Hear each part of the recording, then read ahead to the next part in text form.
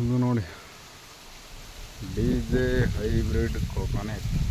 DJ ಕಂಪ್ನಿಯವರು ಕಂಪ್ನಿಯಿಂದ ತಂದು ನಾಟಿ ಮಾಡಿರೋದು. ಇದು DJ ಹೈಬ್ರಿಡ್ ಅಂತ ವೆರೈಟಿ.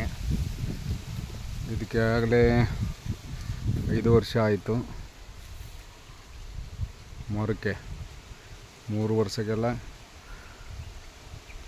ಕಾಯಿ ಬರುತ್ತೆ ಅಂತ ಹೇಳಿದರು. ಇನ್ನೂ ಕಾಯಿ ಬಂದಿಲ್ಲ. ಸುಮಾರು ಈ ಮರಕ್ಕೆಲ್ಲ 25 ಹೊಂಬಾಳೆ ಬಂದಿರ್ಬೋದು ಒಂದು ಮರಕ್ಕೆ. ಬಟ್ ಯಾವುದೂ ನಿಂತಿಲ್ಲ. ಹರಳು ಉದುರೋ ಸಮಸ್ಯೆ ಇದೆ. ಹರಳು ಉದುರೋ ಸಮಸ್ಯೆ ಇಲ್ಲ, ಹೊಂಬಾಳೆ ಬರುತ್ತೆ. ನೀವು ಹರಳು ಯಾಕೆ ಉದುರುತ್ತೆ ಅಂದರೆ ಗೊಬ್ಬರ ಹಾಕಿಲ್ಲ, ನೀವು ಮೈಕ್ರೋ ನ್ಯೂಟ್ರಿಯೆಂಟ್ ಎಲ್ಲ ಹಾಕಿಲ್ಲ, ಅದಕ್ಕೆ ಉದುರುತ್ತೆ ಅಂತ ಹೇಳ್ಬೋದು. ಇದಕ್ಕೆಲ್ಲ ಹಾಕಾಗಿದೆ. ಇದರಲ್ಲಿ ಏನು ಅಂತ ಸಮಸ್ಯೆ ಏನಂದರೆ, ಇವು ಸಸಿನ ನಮಗೆ ಸಪ್ಲೈ ಮಾಡಿದಾರಲ್ಲ, ಇದರ ತಾಯಿ ಮರ ಹೈಬ್ರಿಡೇಷನ್ ಮಾಡೋಕ್ಕೆ ತಂದೆ ಮರ ಮತ್ತು ತಾಯಿ ಮರ ಅಂತ 2 ಇರುತ್ತೆ. ನಾನು ತಾಯಿ ಮರ ಈ ಗೋವಾದಿಂದ ನಮಗೆ ಸಪ್ಲೈ ಮಾಡಿರೋದವರು, ಗೋವಾ ಕೋಕೋ DJ ಫಾರಮಿಂದ. ತಾಯಿ ಮರಕ್ಕೆ ಕೇವಲ 4 ರಿಂದ 5 ವರ್ಷ, 4 ರಿಂದ 5 ವರ್ಷದ ತಾಯಿ ಮರದಿಂದ ತೆಗೆದ ಕಾಯಿಗಳಿಂದ ಇದನ್ನು ಸಸಿ ಮಾಡಿದ್ದಾರೆ. ಅದಕ್ಕೆ ಇದು ಉದುರೋ ಸಮಸ್ಯೆ. ಇದು ಎಷ್ಟು ವರ್ಷ ಬಿಟ್ಟರು ಅದೇ ಸಮಸ್ಯೆ ಮುಂದುವರಿಯುತ್ತೆ. ಇದೇನು ಕಮ್ಮಿ ಆಗಲ್ಲ.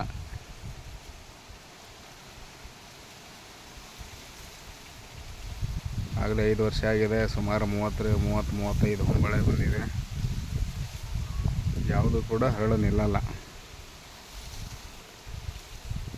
ಇವೆಲ್ಲ ಚೆನ್ನಾಗೆಲ್ಲ ಗೊಬ್ಬರ ಕೊಟ್ಟಿಗೆ ಗೊಬ್ಬರ, ನೀರು ಸಾಕಷ್ಟಿದೆ.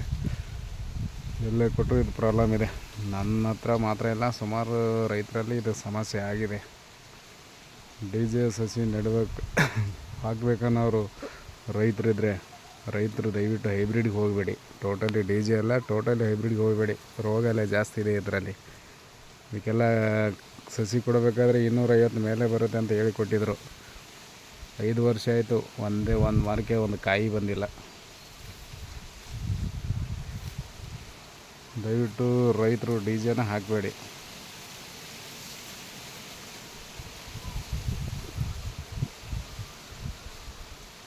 ಇದಕ್ಕೆ ಇನ್ನೊಂದು ಸಮಸ್ಯೆ ಇದೆ, ರೋಗ ಜಾಸ್ತಿ. ಆಮೇಲೆ ಬೇರು ಕಮ್ಮಿ. ಇದಕ್ಕೆ ಗಾಳಿ ಬಿಟ್ಟರೆ ಮರ ನಿಲ್ಲಲ್ಲ, ಬಿದ್ದೋಗುತ್ತೆ.